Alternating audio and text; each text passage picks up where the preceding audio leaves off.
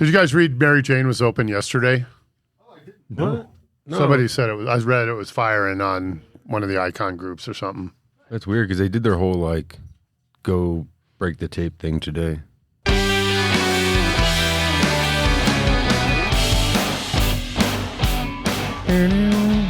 Season 3, episode 5, also known as episode 36.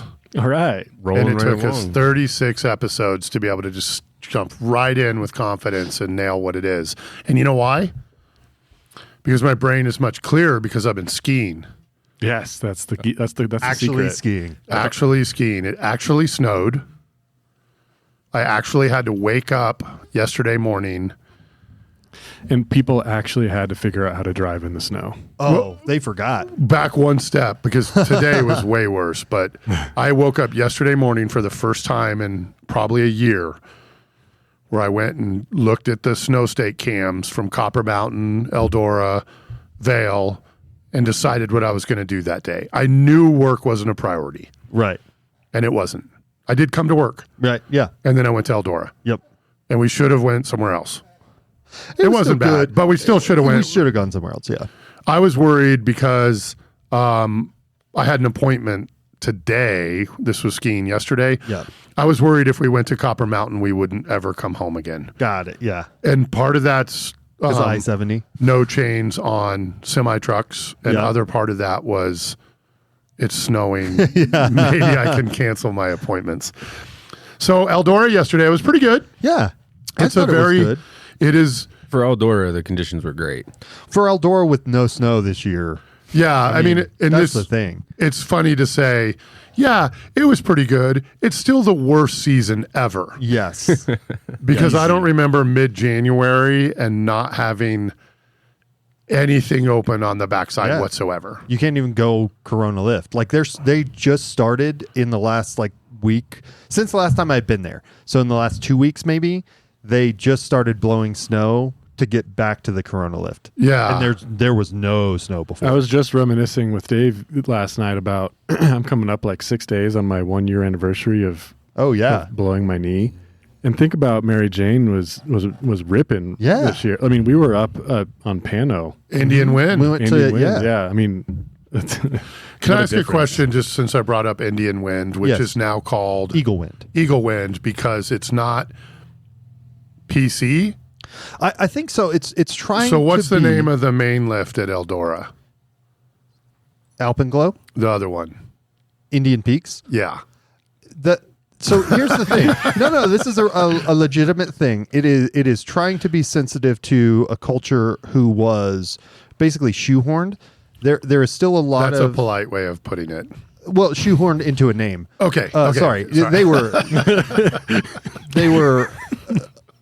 it was awful. Everything that happened to every Native American was awful.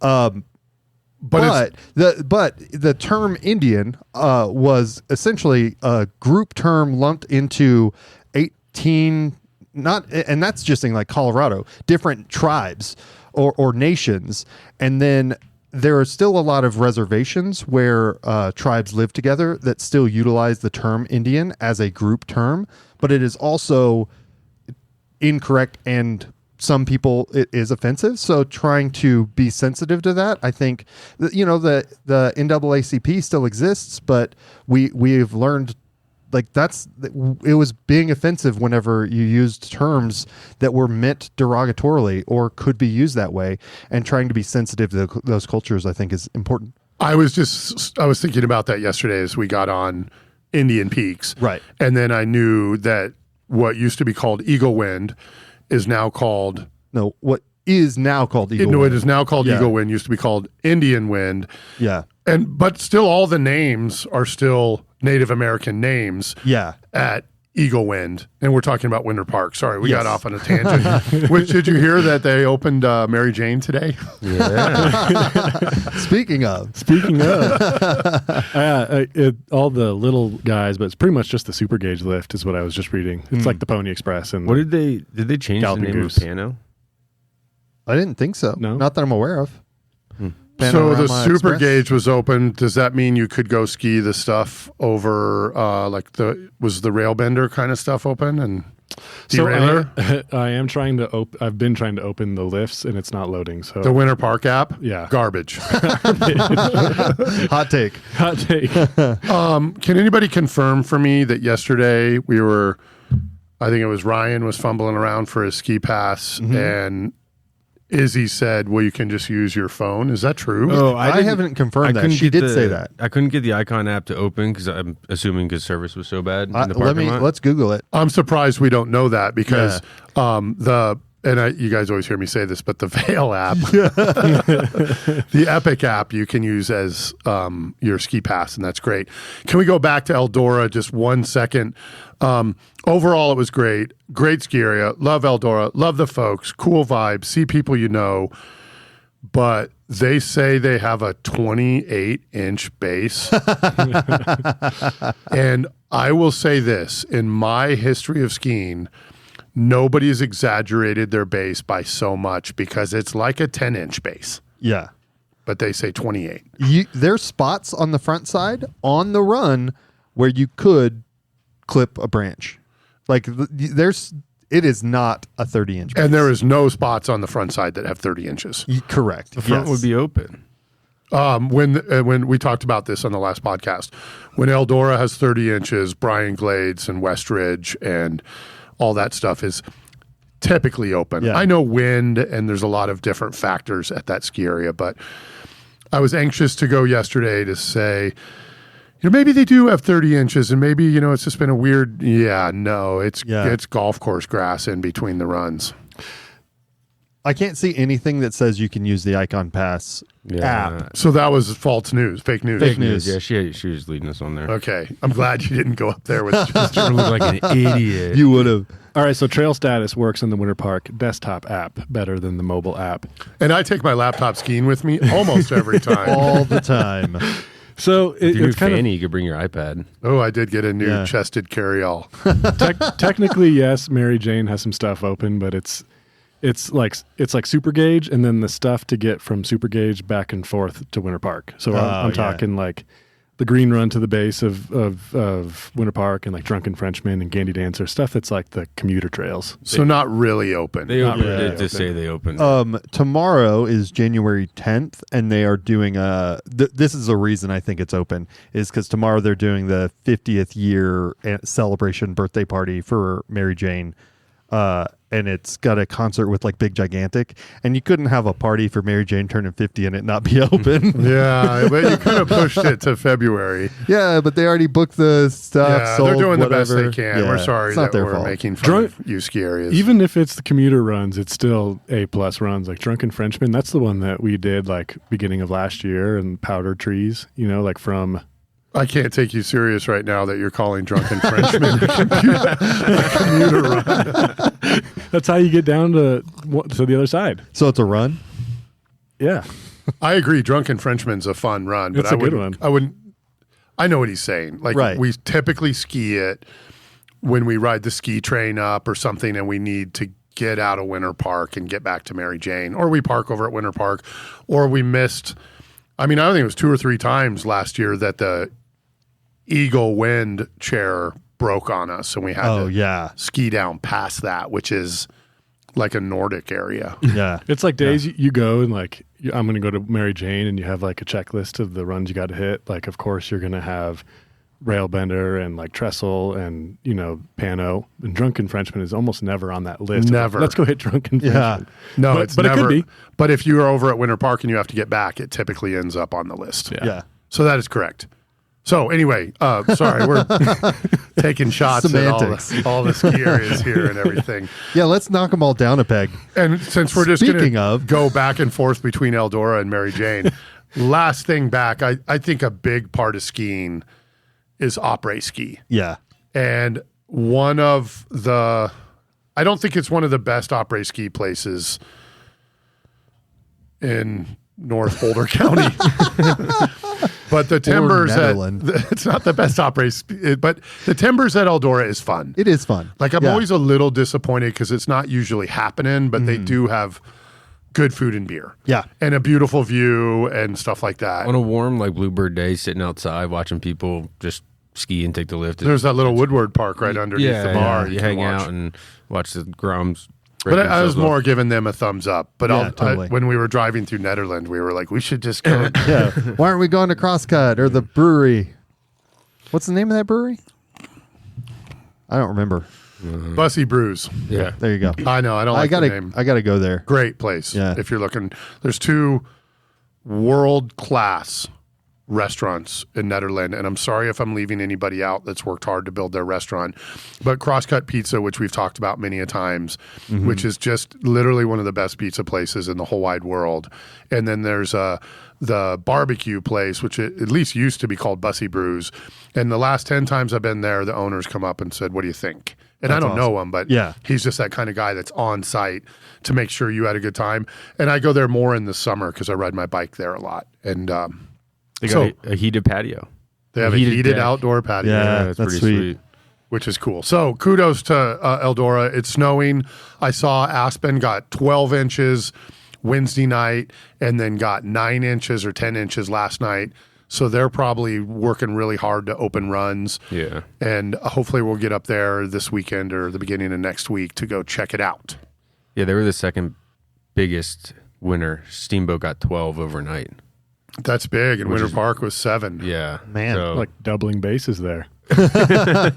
Doubling bases. But we said it's going to, and I noticed there's a slight dry spell, but next Tuesday, Wednesday, Thursday, there's snow in the forecast again. And it's probably going to be really nice and sunny this weekend. Is it going to be worth going up I-70 to ski this weekend? I'm going to say it's not. No. And here's why. I'm a big fan that you can pull off weekend skiing on I-70 if you leave early and head home early. The problem tomorrow is going to be that there's not enough terrain open to support the 650 million people that are going to be driving from Denver to we learned Summit County. We learned that yesterday. We were going for 10,000 feet, and after 8 runs, we kind of skied everything there is to ski at Eldora, and you're like, I'm kind of done. It did get a little bit boring. I at first I felt my fitness suffering, but when we got up to like 8 or 9 or 8 is where we actually ended. I was fine. I could have went 8 more. It just took me a while. But Ryan, you tried out the Carv yesterday. I was jealous because he on the chairlift said how many turns he made, which didn't seem like enough to me, but but you know what? He wasn't straight lining yesterday, and we got to give him credit for that. I was making turns. So I'm still figuring out the app. Obviously, I only have 1 day on them, but like an overall, I made 632 turns in 8 runs. That doesn't seem like very many. Do the math on that. Yeah, 75 a run. The thing I was going to ask you is just like how the ecosystem works. Where does that stuff get tracked to? Because one issue I have is I'm like super ingrained in Strava, and I've only just like accepted I can have all slopes be like a skiing world of data. So like, do the Carvs have their own app that you just have to look at, or does it push data to all slopes? No, What is all slopes? Am I saying it wrong? Slopes. I'm just mixing I've never used slopes. I was like, what is happening here? I've only used my watch to Strava, but no, it has its own app, which is pretty cool. It's user friendly. But what's even cooler is that you can go into like your activity and see per run what you did each run. It tells you all the runs you skied. So run 2 was Jolly Jug and Bonanza, and then it gives you a score on short turns, carving, and then carving again. And so it kind of scores the type of skiing you're doing, and then you can go to like your overall day. So does that push to Strava then? No, I still record it on my watch. I've no idea. Yesterday was his first day. Yeah. So I'm still trying to figure out how it works. And You took it out of the box yesterday. Pretty much, yeah. And here's the thing. And I'm an intermediate skier, apparently. Well, that's what I thought was funny is that Ryan is, I would say a fair assessment of Ryan skiing is that he's a world-class skier. Yeah. And what that means is you get a room full of 100 people together, and there might be one or two. And maybe in Colorado there might be 2 or 3. But it's a pretty rare level of skiing, and that thing gave him a B-. For sure. But what's cool is there's a coaching tab. So like rates all the things that you did, turning without skidding, starting turns with grip, skiing dynamically, smooth linking turns, getting lower on the snow, dialing up the G-force, and like something, I didn't have a lot of G-force yesterday. I mean, we weren't going that fast. Then it gives you like lessons that you can watch, and like, there's like training tips on like how, like drills you can do yourself on the blue squares to like get better at these, what I want to see is like in the moguls and stuff. Like see what it has to say, because it's got all sorts of different. And go ski on our turf. Like, we didn't ski on our turf yesterday. No big deal, but we skied blues and greens. Yeah. And that's all that's open. Correct. And I wonder how much over time you can verify consistency. Like next time you take them out, are you going to be an A+ who like doesn't need to work on getting low? Yeah. And it gave me a 132 ski IQ for my day yesterday. Mm-hmm. And now I have no that means he's on a little school bus that's like half the length. I don't know. But yeah, I'll be really interested to see what it is after 10 runs or after 10 days. Yeah. See if it goes up or down. My turn tempo was 56 turns per minute. That's pretty good. That's a lot of turns for me. That is, because that's nearly a turn a second. So if you just think about 1,000, 2, 1,000, 3, that's a good clip. Yeah. For skiing blues and greens. Well, and you can see a clip of both you and Ryan skiing and probably making a turn a second on all our socials. We just posted a video, just a short little like minute video recap of yesterday. Because you took a new camera out. Tell us a little bit about that. Because a lot of people, and again, it's a ski podcast, but a lot of people ski with GoPros and Insta 360s, and you skied with a DJI 360 camera. Yeah, I don't know how new it is. It's in the last year, I think. The DJI Osmo. I'm guessing like 6 months. I kind of remember when it came out. It was during the summer. So I got the new DJI Osmo 360 and skied with it for the first time yesterday. But I also bought a ski pole that has a 1/4-20, a threaded screw for a camera on it. So a tripod screw, basically. So the top of the handle on your ski pole essentially has a tripod screw on there. So you could put any camera in the world except a GoPro on it. Exactly. Hey, if we want a GoPro rant, I'll go on a GoPro rant. But yeah, it's got so I screwed it onto the top of that. And again, we skied 8 runs. I didn't record all of any of the runs. I recorded several parts of several runs, and it used like 20%, and that included offloading the footage to my phone, and it was awesome. Like the tracking, it's a 360 camera, and it looks like I shot Ryan with my iPhone, and I'm the best iPhone ski videographer in the world. It looked great, and if you're not if you don't know 360 camera, it shoots everything that takes place around you in 365 degrees. But what you can do, just 360. Thank you. Yes, Ted, that's the joke. But you can take just one section out and still have high quality footage from that 365 degree view. 1 degree per day.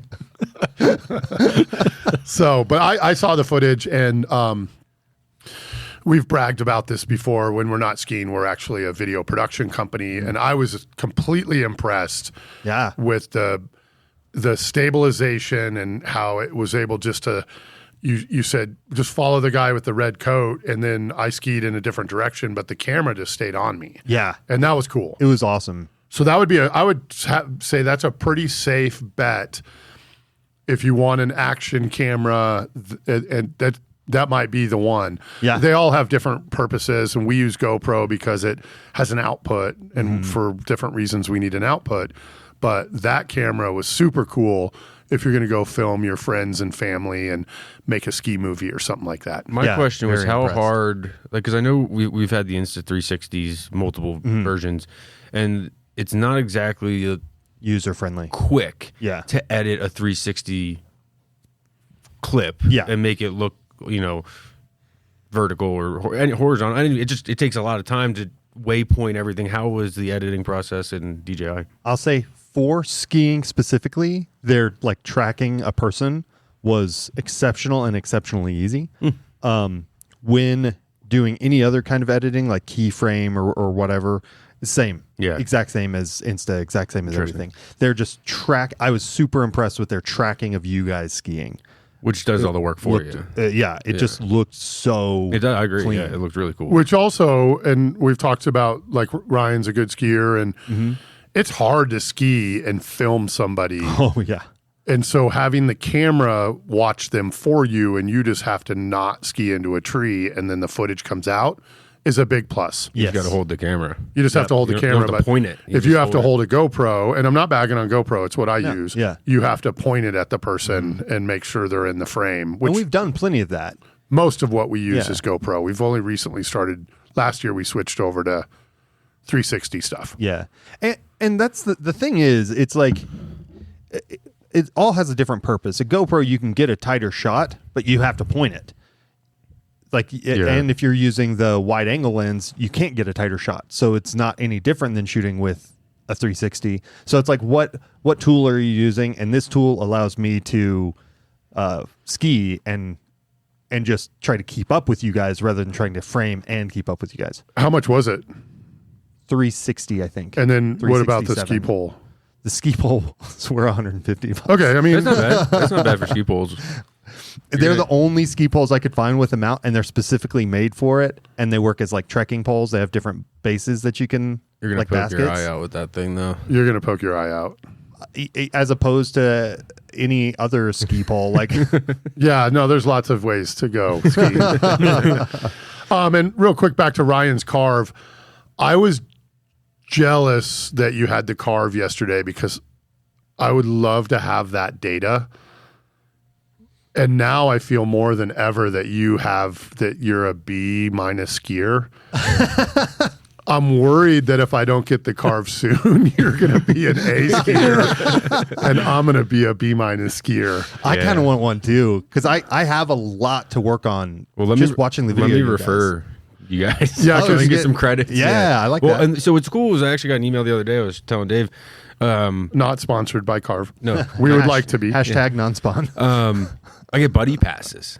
Oh. So you could strap them onto your boots, and I could send you a code. You download the app, and then you ski with them for That's a day. cool. So if I'm not going skiing with you guys, just take them.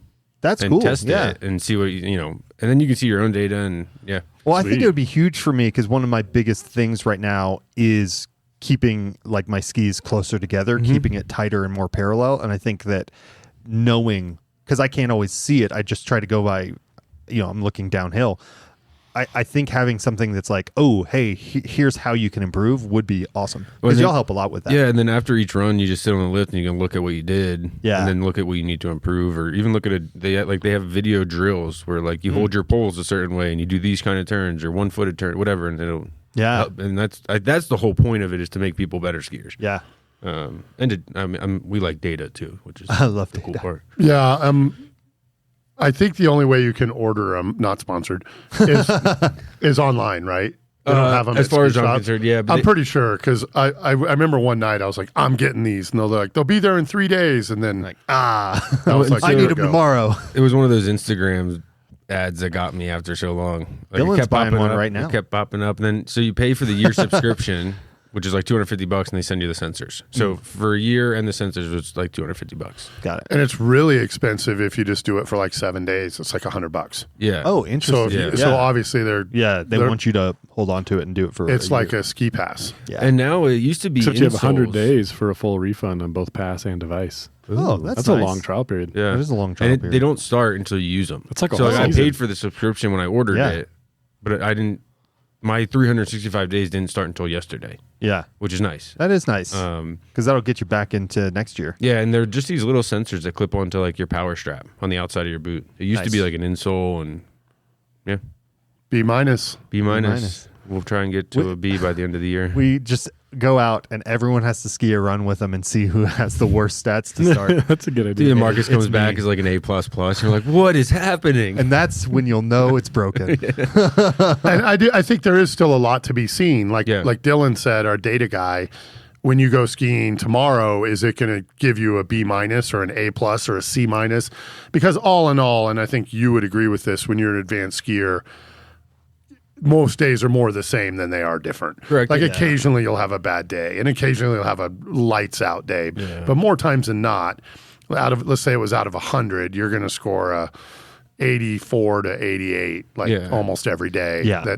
It's a very small range on how you perform. And it'll also be interesting. We've pretty much just skied groomers and ungroomed groomers yesterday. Like when you get into the trees, like it's a lot more technical. Your skis, your tips cross a lot more. There's a lot more that can happen, and it'll be interesting to see if it picks up on that, which I assume it will. But I can't wait to see it in the trees because it's going to be like C-. And you're going to go, you don't know what happened to me, man. I was fighting for my life. You weren't there. It made me think about our self-assessment. If 100 is expert, nothing to learn, 85 solid. Yeah, I agree. That's a solid score. I'm gonna have to get it. I'm gonna have to get it. We saw 2 skiers yesterday that had jackets that said Carv Ambassador, but Ryan wouldn't let me talk to him. I was like, don't do it. Not sponsored. Hey, right now they have a job position on their website for a ski filmer. Hey, can we apply as a company? would you hit learn more for me real quick? I think we send them this podcast and see if they'll hire us. I think we probably could film some Carv. Well, if it snows. Yeah. So I'll go out there and film on groomers. Get paid some free Carvs. I don't know. So anyway, we'll keep you guys filled in on how the Carv is and how many of us buy the Carv, and if CRV, not sponsored. If Ryan moves up from C- or B-, whatever. Yeah. So in other huge news, and we probably could have opened up with this, that the strike has ended in Telluride. Kind of. Yeah, I mean the official word is that it's ended, but it's hard to tell because everybody releases a statement. Yeah, but it doesn't sound like anybody won. I'm glad that it's ended, and I'm glad the ski patrol is going back to work. I wish there was a better long-term resolution to what people get paid in these ultra expensive ski towns. So I don't know, Marcus, you probably have been following it a little closer because before we jump in, Marcus lost his marbles on the last podcast and yelled at the microphone. I thought I kept it pretty. And then it went what we call, because we work in the media industry, anything under 500,000 is microviral, but it was 50,000, something like that. Yeah. Yeah, that's a lot of views. We doubled our following on Instagram. For us, that's a lot. For podcasts that our families listen to. So if this is your first time listening to an episode, welcome. So glad to have you. Oh, yeah, no kidding. So tell us more about the strike ended. And before it ended, they opened Lift 1, which I thought was 2 magic carpets. Which I thought was an insult to everybody, the people in town trying to make a living with restaurants, the poor ski patrolmen that aren't working. I thought that was the worst thing they could have done. And the only reason Telski opened up one run is just to claim that they were open, because I'm sure every person with any common sense canceled their reservations to go to Telluride, which is a wonderful place. Well, did you see that during the strike, Monarch essentially opened up their doors, and the ski patrollers and I think their dependents could get 3 days. I think free guests even from Telluride guests. Wow. If you had bought a season pass or a day ticket between a date range, Monarch's come on over, you can get a day over here. And we'll feature Monarch someday because it's one of the true hidden gems in Colorado. Marcus, strike. Well, what you said, nobody won is kind of accurate. It's not, they didn't get what they were asking for. I didn't see anywhere where it explicitly said what they walked away with, other than them just saying, "Hey, we ended the strike." One of the things they said that I thought was interesting, in a petition, a local petition saying that had 500 supporters backing the strike, it said, we must also face a third, darker truth together. The strike is not hurting the owner of the mountain. Not true. I agree. Not true. I agree. I think that is why they backed out. They thought he was going to hold out longer, and they felt bad. He was gonna, because they were hurting worse the town. And the town. That's the thing, is they felt bad because they were hurting the town when they that It was no 365 degrees. 365 degrees. Anyway, they didn't get what they were asking for, but the town was hurting as well, and they went back and like Lift 4 is going to be open soon. They went back to work immediately after 13 days. Do you remember when I said I'm not really taking sides? I wouldn't close the mountain. I wouldn't strike. I would figure it out. Yeah. I 100% am on the side of the ski patrol now because Telski closed in spite of everything that makes Telluride awesome, which is part of the ski patrol. But I have friends and family and stuff that live in Telluride and run businesses and homeowners and restaurants, and all those got crushed. And let me tell you what happened to Park City is now going to happen to Telluride. I would not plan I'm not trying to tell somebody don't plan your vacation to Telluride because it's some of the best advanced skiing in the whole world. It's some of the best skiing in the whole world, but we like advanced skiing. It's irreparably damaged. Yeah. Because it's like Park City. I don't know. Is it going to be open or is it not? And shame on Telski for taking a major shot at our sport. And you're right. This group didn't suffer anything. They were never negotiating. Yeah. They were never attempting to solve a problem. And that's why they just let it hang in the wind. And it's unfortunate that the ski patrol had to come back to the table and accept less than what they deserved. Mm-hmm. And I'm not going to say like boycott Telluride because that's just going to hurt everybody. Right. But this problem is so far away from being solved in the ski industry 100%. That these places are outrageously expensive and it's not realistic to live in Grand Junction and work in Aspen. Yes. Or live in Parachute and work in Aspen, or even Rifle for that matter. Mm-hmm. You know, you're talking about 2-hour commutes. That just, like if you get paid $20 an hour and then you have a 2-hour commute on the end of your 8-hour day, that's a big hit. So what's the solution? I don't know. And it's not just in the ski industry. Right. It's everywhere. No, it's everywhere. There's a huge disparity. And I mean, what really is the problem besides billionaires paying for the Senate and the Congress to do their bidding? I don't think there's any problem other than billionaires paying for what they want to happen. Maybe that's and that dude would have been stoked if the town went out of business because he would have just bought it all. Honestly, you're probably not wrong. Would Mr. Telski be stoked if the town went out of business? I don't think you could convince me at this point that that's not true. Yeah. Which is kind of a shame. It is. You don't think it hurt him financially to be closed for an extra month? It didn't hurt him financially enough. Yeah. Because okay, so think about this. If a dollar is a second, it will take 1.2 days to make $100,000. It'll take 11.7 days, I believe it is, to make $1 million. To make $1 billion, it will take 37 years. Yeah. And this guy's got multiples of the billions. So that's the disparity we're talking. Yeah, he probably lost. He might have lost, let's say, income. I hear something like 10 million. He lost 10 million. You know how much that is? That is what, 100 days compared to his 37 plus years. Yeah. I think that's equivalent of us losing like $100. So that's what we dropped at the Timbers bar last night. Correct. And do I want to have $100 fall out of my pocket? No. But I move on and am live? I gonna It's not does it financially ruin me? No. But he financially ruined it. He was willing to financially ruin a town.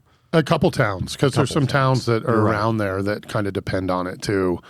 What the solution is, I don't know. It's a bigger problem. I wish we could solve it on this podcast, but this is not the last. Yeah. I hate using the term ski strike because that's a term we use. We got it. When people have like a tantrum on the mountain and just like, I'm not skiing anymore. So I hate to use the term ski strike. This will not be the last employment ski related strike that takes place. Maybe not even the last one this year, although they usually typically happen at the beginning of the season. Yeah. which hopefully there are no more. Pay your people. Right. Here's what I don't understand, and you guys can shout me down if I'm wrong. Why wouldn't you want to pay your people more and have the best patrol and Telluride kind of already did have like the ultimate experience, but why wouldn't you want to just slam dunk that ultimate experience? Yeah. Just slam dunk that ultimate experience and make it when you're like, oh yeah, Vail and Aspen are cool, but when you go to Telluride, it's next level. Yeah. Why wouldn't you want that? You're not going to get that by paying people less than it takes to get by. You'd create like a competition at that point. Yeah, but which would be like cool. Vail Wants and to come Aspen to and you. Telluride. Yeah, or just be like, no, I got to pay my people more than them because I want a cooler ski resort. And it's not about cool. It's about money and it's about greed. maximizing profits. Yeah, it's greedy. I kind of feel like Vail and Aspen already kind of, I wouldn't say compete, but they definitely are trying to make sure they have the best experience, and they both do a great job at it. I wish I could go to Telluride more. It's just so far away. They're so focused on customer experience, which this is all part of customer experience. And he just didn't, Mr. Telski just did not want to pay. I wonder what their MPS scores are. Who knows? That'd be interesting. I wonder what their CCC is. Yeah. What was that? The comfortable carrying capacity? Yeah.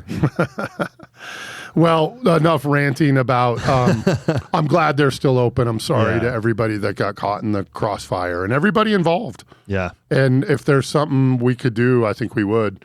But it's a industry-wide problem. Yes. It's a problem where we live here in Boulder, Colorado, that's not related to the ski industry, but it's very expensive to live here. Mm-hmm. And a lot of people that work here live an hour away. Yeah. To be able, and then you drive to work. It's turning into a problem throughout America. True. So, and I think it's more deserving in a place like Telluride. I don't know why people would drive an hour to get to their job in downtown New York City. Right. But that's just me. I'm not trying to make fun of anybody. No. It's just, but I could see driving a couple hours to get to my job in Telluride because it's a great place. Yeah. So I drove a couple hours to work at Loveland. I mean, it was an hour, but there's always traffic. I drove almost a couple hours this morning to get to Boulder. It took me an hour to get here. I just left at an appropriate time. I left. It was slick. I'm just kidding. Like 10 minutes. It was pretty slick. It was not. Yeah. It was slick. I have a new car, and so I have this new. It's called like a Panamera Turbo. I'm just kidding. I have a new. Don't look into it. I have a new Hyundai Santa Fe, and it was the first time I got to drive it on the roads when they're snowy. And I went around a corner and like accelerated, and it kind of just didn't grip up. And I was like, whoa, like this thing's terrible. And then I saw cars in the ditch and stuff, and it was just icy. Yeah. It was slippery. I was coming up on a roundabout onto the on-ramp, and it was snow tires. Vail Pass was closed last night. It said it was closed because of a jackknife semi. And in the article on 9 News, it said that it did not have tire chains. And then the article made the point that it wasn't clear at the time of the writing of the article if the driver was cited, which you know what that means. It means the driver was not cited. Yeah. It would be very clear because they already closed the pass. Right. That's too much paperwork. It is too much paperwork. So we won't rant on and on. I know. I have so many rants built up right now. This is the rant episode. I feel like I could rant right now too. I could just go off right now. And it's all because there's no snow. We're not actually pissed off. We just want to go skiing. For the first time all winter, there's snow on the ground here in Boulder, Colorado, which is not a ski town, but it's 30 minutes away from a ski area. Yeah. But that's the first time we've had snow all year. And hey, you know what? Huge shout out to Eldora. Frontline e-car parking. I know we've talked about it before, but now you own now he owns an awesome. Electric car. So good. Okay, not sponsored by the Ford Lightning, but the fact that We'd like to be. The fact that we fit 5 people in an electric car comfortably, very this is a comfortably. big pickup truck, drove up there, parked in the very front row. So this is walking like 150 feet to put on your skis and ski. That's impressive, man. I mean, awesome. think about 5 people in your van. Would be a mess. It's a mess. Yeah. Be a lot of stuff and people and Yeah. Interesting. Yeah, Marcus is the new official motor vehicle operator of How to Ski It. OMVO, baby. OMVO. Especially at Eldora. Yes. yeah, it's an easy one. Where we don't have to stop and charge somewhere along the way. I'd still do it to Copper. I want to. I just haven't yet. And I know that. Where's that Walmart that has the superchargers? Frisco? It's in Frisco. It's the Super Walmart or the Walmart parking lot in Frisco has the Electrify America like 300 kilowatt chargers. Those is fast. Would the truck make it up and down? What do you mean? To Copper and back? In one charge? In one charge? No. Okay. Well, I mean, probably from 100%, but in the cold and stuff, it might just be better to top it off rather than risk it. Copper needs. Y'all gave me the suggestion to hit that charger on the way up. Yeah, and I think that's a good idea. I'll advocate against drinking and driving because it's not cool, but you could. You could do it. No, I did not say that. What I was saying is that you could go to the Electrify America in Frisco, and then there's a place you can buy beer that's like maybe a 45-second, 1 minute walk. Oh, yeah. And then these superchargers charge so fast that by the time you got back, and remember, we're just taking the beer home. We're not going to, or the passengers. That way you have it when you get home. By the time you got back, you would have enough electricity to get home. So, yeah, there's no way to say that one properly. What I meant is you can go into Walmart and take a leak and get a coffee so you're alert on your drive back. I'm sure there's a Starbucks somewhere there. Yeah. So, snow in the forecast. You got to keep getting fit. We kind of are lucky that everything wasn't open yesterday because I'm not fit enough to ski couloirs and steep trees, but I'll get there. Yeah. I've started doing some squats in addition to skiing to try to build up all my fitness over the holidays. Yeah. Ryan went to, he only missed one ski day, but he went to Pennsylvania's. For 2.5 weeks, and there was no snow. Dude, there was no snow here. I didn't ski but one time over the I lugged my boots all the way over the holidays. But that's fine. I did, I think it was like 2 episodes ago, I was like, well, we don't have to worry about the snow. It's coming. Yeah, I'm starting to get concerned. I'm not panicking yet, but I'm concerned. The last couple days, panicked. I think, obviously didn't get us on track, but started to make things look in the right direction. Yeah. And probably the biggest difference that I noticed yesterday up at Eldora than what has taken place in the last 45 days is it was cold enough for them to make snow. Yes. And a couple skiers, and one I'll give a big shout out to, which I don't ski as much as I used to, is Keystone, are masters at making snow. But when it's 40 degrees, nobody's making snow. Nothing you can do. So then yesterday I noticed it was 25 degrees, and then it probably went down to like 10 degrees at night. They're making snow. You're going to see Corona and stuff like that open any day. And the humidity was right. Yeah, good stuff. Factor. So until then, look us up. We'll take you skiing. Look us up, and hopefully it snows. And then we got the X Games coming up, and we should bring the podcast stuff up there. X Games podcast. Yeah, we X Games in it again. Yeah, absolutely. Sweet. I mean, we're not in Miami, so we literally canceled a work job that weekend so we could go to the X Games. So X Games are I think the 25th of January. So we'll be up there most likely Thursday, Friday, Saturday, and then you just can't be on I-70 during the day on ski days. All right. All right.